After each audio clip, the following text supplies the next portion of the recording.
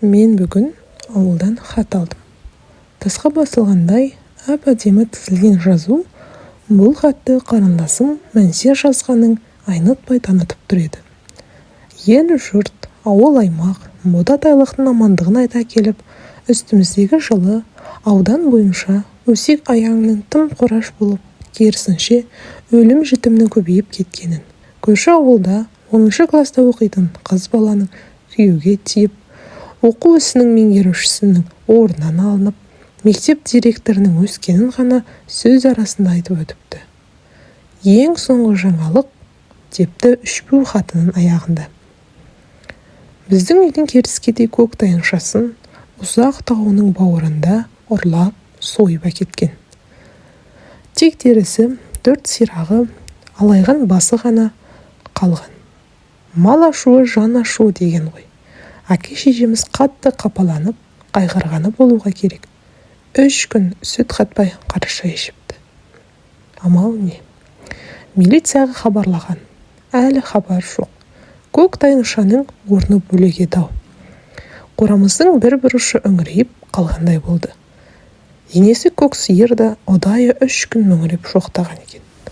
Есесіне ағайындар, ойран асыр әлемдегі ең бір сүтті, қысы жазы сауа беретін, тусын тумасын жылдым болар деп үміт күтіп, болашағына сеніп артып отырған данышпан тайыншаның айдың күннің аманында қолды болуы әрине жандарын жай таптырған. Ағымнан жарылсам, осы сауық хабарды естіген соң көңілім жүдеп, жұмысқа бармай қалдым. 2 құлағым шыңылдап, басым айналып, көзім қарауытқандай болған соң дәрігерге барып едім. Жүген жұқарған бір нәрсені қатты уайымдағансыз дем алу керек деп шығарып салды. Жазғы демалыста ауылға барғанымда әлгі қолды болған көк тайыншаны алғаш рет көріп қайран қалып едім.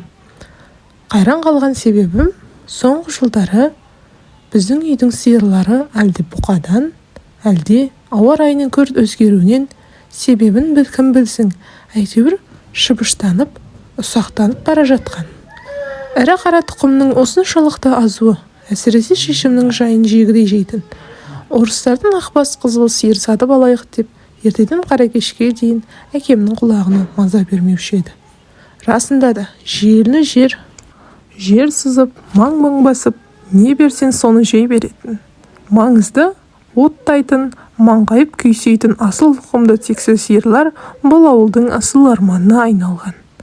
Ал мен жазда көрген көк тайыншаның жөні бір басқа. Керіскедей ау, керіскей.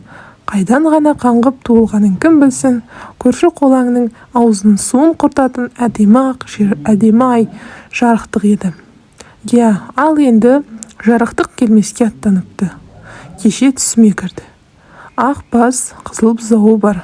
Таудан асып барады екен деймін. Артына қарап мөңіреді де көрінбей кетті мәңгілікке. Уақиға былай болған екен. Біздің шал әдеттегісіндей күн шықпай тұрады. Сауын сиырларын өрістен айдап қайтуға ұзақ тауына беттейді. Қолында жүген. Кеше-кешке тұсап жіберген құла аты сиырлармен бірге жайылатын. Малын түгендейді. Көк тайыншадан өзгесі өрісте жүр екен. Құла аттың тұсауын шешіп, жайдақ мініп жер шалады. Жоқ, бір кезде өзінің ата-бабасы жайлаған таудың ұңғыл-шұңғыл бұта қарағағының 5 саусағындай білетін ол, көк тайыншаның қарасы көрінбеген сайын күдерін үзе бастады. Топтанып қайың өскен, сол қайыңның дәл түбінде көк тас жататын. Сол көк тастың алқымынан қайнап бастау ағатын бала кезінде. Сол жерді апамның көк тасы деп атаған. Үстіне тоқым төсеп, күні бойы жүн түтіп, иіріп отыратын шешесі елестейді. Енді құла аттың басын солай қалай бұрған. Өз-өзіне көз сенбеді. Көк тас көк тайыншаның қаянына былғанған. Көзі алайып, көзге ашық аспанға тесіле қарап, кесілген бас, серейіп 4 сирақ жатыр. Ұры әккі, әрі саспайтын қу болса керек. Бастаудың суын ластап, ішек қарнына дейін ашып алған.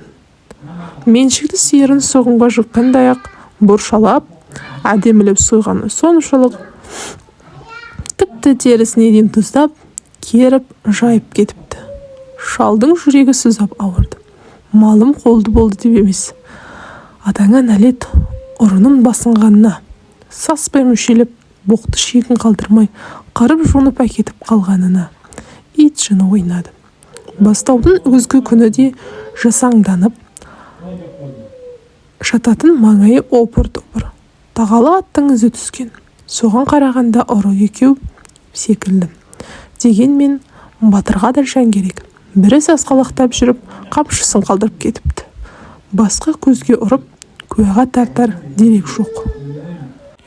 Күн ұясынан көтеріліп, етекте жайырып жатқан ауыл қыбыр-қыбыр тіршілік қамына кіріскенде, жайдақ атты ұрының қамшысымен сипай қамшылап үйіне қайтты. Бұл шақта күздің саналуан бояуына малынған табиғат тамылжып тұрар еді. Милицияға хабарлады.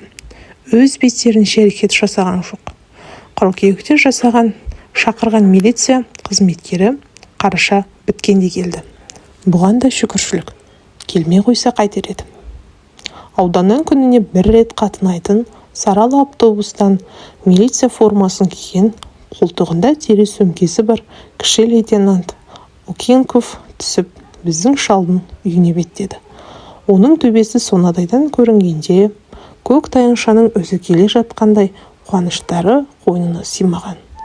Самаурынға шай қойды, қазанға ет асты. Астына көрпе, шынтағына жастық төседі. Тамақ ішіп, ар жағына елі қонғанша, Окенков ләм-мим деп еш нәрсе сұрамады. Жамбастай жатып, үйдің ішін шолды. Көз қыздартып, жан жағына қарады. Қолын тарақтап, желкесіне салып, шалқасынан жатты. Көзі ілініп кетті білем, мұрны шыр ете қалып еді. Сабағы бітіп, үйге екпіндей кірген қанаттың дабыр-дұбыры оятып жіберді. Ұйықтасаңшы, ұрыны іздеймін деп шаршадың ғой, деді шешем. Сонымен Окенков есіне сөмкесін ашып, сиырларыңыз қашан жоғалды? Осыдан 1,5 ай бұрын, деді әкем, оған жақтырмаған кейіпте Насыбайын атып. Адамдардың іс-әрекеті ішіне сыймағанда, бір шақша Насыбайды 1 сағат атып қойушы еді. Неге ерте хабарламадыңыздар? Хабарлағанбыз. Да, қол тимейді, ұры көп. Атып жөніңіз, деді Актиметтік тек қарап. Раисов Исахан. Сіздің фамилияңыз апа? Шешем әкеме. Әй, сал, айтсаңшы. Ол да Раисова. Дұрыс. Сиырларыңыздың жасы, түсі, белгілері. 3 жасар, көк құйрығы шуатылған ұсын. Мүйізі әдемі, келісті біткендей керіскедей. Тұра тұрыңыз, деді әкем сөзін бөліп. Керіскедей деген белгі болмайды.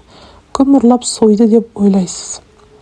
Шарағым-ау, кімнің ұрлағанын білсем, сенерден көмек дәметіп нем бар.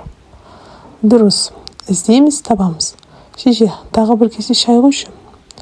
Автобустан қалып қоймай тұрғанда қайтайын. Асығыспын, жұмыс көп, ұрылар одан да көп. Қанат Окенковты иттен шығарып салды. Жарықтық көз шолтан қайырылып қыс келді. Биыл тіпті асығыс келді. Окенковтан хабар ашар жоқ. Жаңа жыл есік қағып, қабалақ қар жауды. Окенковтан сыбыс білінбеді. Тек февраль айын орталап, Алтайдың қағаған суығы мен мал мен жанды қысып тұрған шақта ғана аппақ дүниенің арасынан Окенковтың төбесі қараңдаған. Көк тайыншаны тарихын өздері баяғыда ұмытып, құрсыншы. От пен суға қарап отырған жоқпыз. Ақсағын қойып, сауын бағайық деп, тәубеге келген бейбіт тіршіліктерін бұзғанына реніш білдірген. Шай қойылды, ет асылды. Окенков соғымның етін, әсіресе жылқының етін жақсы жейді екен. Құрт қосқан сорпаны сарға ішіп, қолын сүртіп болған соң, көз ілініп қалғи бастады. Осы қанаттың жүрген жері оңбайды. Әсіресе қыста ойбайлап ашылатын, қарау жұтқан тұтқа есікті жұлқа тартып кіріп келмесі бар ма? Окенков сасқалақтай атып тұрып тапаншасына жармасты. Шешем ойбай көтектеп бетін басып отыра қалды. Әкем шашқасын қаққылап, әй кемпір, Насыбай бітіп қалыпты ғой деп шыны сау тұтымлата салды. Фамилияңыз, аты жөніңіз деді Еснеген Акенков қағаз қарындашын ыңғайлап. Раисов Исахан, жасыңыз 63-те. Ұлтыңыз қазақпын. Әкем бұл сөзді нағыздай айтты. Милиционер енді шешеме шұқшай қарады да. Аты жөніңіз, ұлтыңыз. Құдай-ау, әнеу күні айтып едім ғой. Тағы да қайталаңыз. Шошып оянған соң ба, бас терісі келіспей, қатаң ұстады өзін. Раисова 65. Кемпірінің орнына тағы да әкем жауап беріп бастап еді. Милиционер көнбеді. Өзі айтсын. Шешем шасқалақтады. Құдай-ау, қайын атамның атын қалай айтамын, Айшал. Тайыншамыз керіскедей аузымызды аққа жарытайын деп тұрған асыл тұқымды малы деп шешем зарлай жөнеліп еді. Акенков тоқтатып тастады. Керіскедей деген белгі болмайды. Алғаш келгенінде ұмытып кетіппін, шырағым. Ұрының орнында ұмытылып қамшысы қалыпты. Міне, деп 8 өрім тобылғы сап қамшыны Акенковтың алдына тастады. Ол қамшыны ары айналдырып, бері айналдырып отырды да. Бұл ауылда не көп, қамшы көп, және бір-бірінен айнымайды деп әкеме қайтарып берді. Бұдан соң істейміз, табамыз деді де орнынан асығыс көтерілді. Оны қанат иттен шығарып салды. Қыс өтіп жазғы тұрымның қара қатқағы келді. Ойдағы қар жалбасқыланып еріп, қалағаны тау бектерінде күн санап көбіктене мүжіліп жатқан. Түске дейін мүйіз, түстен кейін киіз деп аталар ала-құла шақ келді. Біздің үй бір қалыпта тіршілік кешіп, біреуден кейін, біреуден ілгері күн көрісімен, ертеңгі атартаң, татар тәдімен дәмелі күй кешіп жатқанды. Көк тайыншаны да, көк сөмкелі Акенковты да ұмытқалы қашан. Тәңірім бермей-ақ қой, бірақ қолда барын ала көрме дегендей, қалғанды қанағат көңілмен көктемді қарсы алған. Міне, осындай жазғы салымның уайым қайғысыз бір тыныш күнінде, алдыңғы күні туған мұқыр күйіз қызыл сиырының уысын жеп, жай барақат, сорпа ішіп, шай ішіп, оңашадан оңаша өздері ғана шүйіркелесіп отырған қоңыр кеште ағаш үйдің есігі сыңсып ашылды. Ғажабы, есік көзіндегі аса сақ аламойнақ, 4 көз ит шәу деп өлмеген. Тегі еті үйреніп қалса керек. Алғашында көршілердің бір шығар деп алаңсыз көңілмен ешқайсысы елемей тамақтарын ішті. Есенсіздер ме деген дауыстан бастарын кегжең еткізіп оқыс көтерісті. Осы мезетте Акенков та дүрс-дүрс басып төрге оза берген. Сәлемін әкем ғана алды. Ал шешем болса, Құдай-ай, тағы да әкім қып қой, деп қолындағы кесесін шаймен төңкере салып шегініп кетті. Ауданыңда не жаңалық, деді. Әкем арада орныған тыныштықты бұзайын деген оймен. Аманшылық ақсақал, көк тайынша табылған жоқ па? Соны сенен сұрайын деп едік. Шешем бұл сөзді шаптық айтты. Іздейміз, табамыз. Жұмыс басты болып көпке дейін келе алмадым. Көрші ауылдарыңыздағы бір семе соғымның етін ұрлапты. Соны іздеп әрен тауып бердік. Сөйтсем, өзі жоқта үйде қалған әйелі күнде асып жей берген соң, күйеу шөптің астына тығып тастаған екен. Әй, қазақтардан бәрі шығады. Ол оқиғаны мен де естігем. Етті сен емес, еті тауып алған, деді. Шешем қарап отырмай. Ас ішіп көңілі жайланған соң Акенков ал басынан қайта бастайықшы өзі, деп қағаз қарындашын суырды. Аты жөніңіз, көк тайыншаның жасы 4-сі. Әкем жарықтық, шыдамды адам. Акенковты осы әзірде ғана көріп отырғандай, бастан аяқ тәптіштеп шықты. Дұрыс, деді. Милиционер енді шешеме бұрылып, фамилияңыз. Қызық басталды. Бағанадан бері өзі тізесін өзі тоқпақтағандай әрең отырған кемпір шорт кетті. Әй, Акенков, деді ызаладан жарылардай болып. Өз тайыншамызды өзіміз ұрлағандай бізді тергеген не осы? Міне 7 ай болды. Әлде қашан сүйегіне қына бітіп кеткен ата-бабамыздың армағын қозғап фамилиямды сұрай бересің. Сен келген сайын басымның сақинасы ұстайды. Көк тайынша да сен де құра, кет өзің жынымды ұстатпай. Акенков үндеместен орнынан тұрды да есікке беттеді. Босағада тұрған қалпында сөмкесін ақтарып, әкем жазған өтініш қағазды алды. Арыздарың, енді өзің жоғалсаң да бұл үйге келмеспін, деді шешеме. Әдірем қал. Мені Құдайдан басқа ешкім ұрлай алмайды. Сөйтіп бұл үй милициясыз қалды. Осы күннің ертеңіне бастауыш классқа сабақ беретін әпкем Аймен ұры ұмыт қалдырған қапшыны қолына ұстап шығады. Мектепке барған соң әр классқа кіріп, кәне балалар, мына қамшыны танитындарың бар ма деп бас-басынан сұрайды. 3-ші классқа кіргенде мұрнын үнемі жеңімен сүртіп отыратын қара ұл, ой мұғалима, бұл папамның қамшысы. Былтыр жазда ағам бүріп берген деп орнынан ұшып түрегелді. Иә, 7 ай милицияны істеген ұры 7 минутта табылады. Бірақ баяғыда ұмытылып, садақаға шалып қойған көк тайынша дауын дабырлаудың реті ешбір болмайтын еді. Мұрнын жеңімен сүрте беретін қара ұлдың папасы бұл үйдің құдасы, сыйлас адам. Сондықтан да жабулы қазанды жабуымен қойған. Тек баласы айтып барған болу керек. Құдалар жағы көпке дейін амандаспай жүрді. Жас шығып, ел жұрт шөп науқанына кіріскен шақ. Әкем де тартпасын шыңдап, көзі тірісінде әжеміз тігіп берген қара торсыққа сусынын құйып, үшен оруға шыққан. Жылдағыда емес, биыл жаз берекелі болды. Шөп қалың, жеміс-жидек көп. Күн ыстық, мосыға шөгім алып, шай қайнатып, дем алып отырған. Топ қайының түбінен баста олар тұма тазарған. Көк тайыншаның ұры сойған орнын шөп басқан. Дегенмен баяғы бір көрініс. Көзі алайған малдың басы мен 4 сирақ көз алдына елестеп, жамбастай жатқан шалдың ойы оңға, санасы санға бөлінді.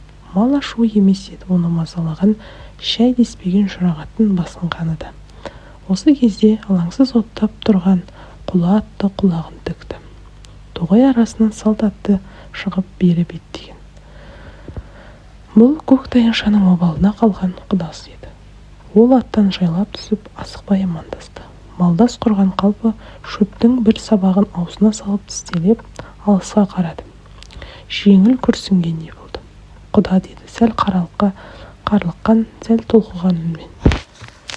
Сіз маған өкпелеп жүрсіз білем. Неге өкпелейін, деді әкем насыбайын атып.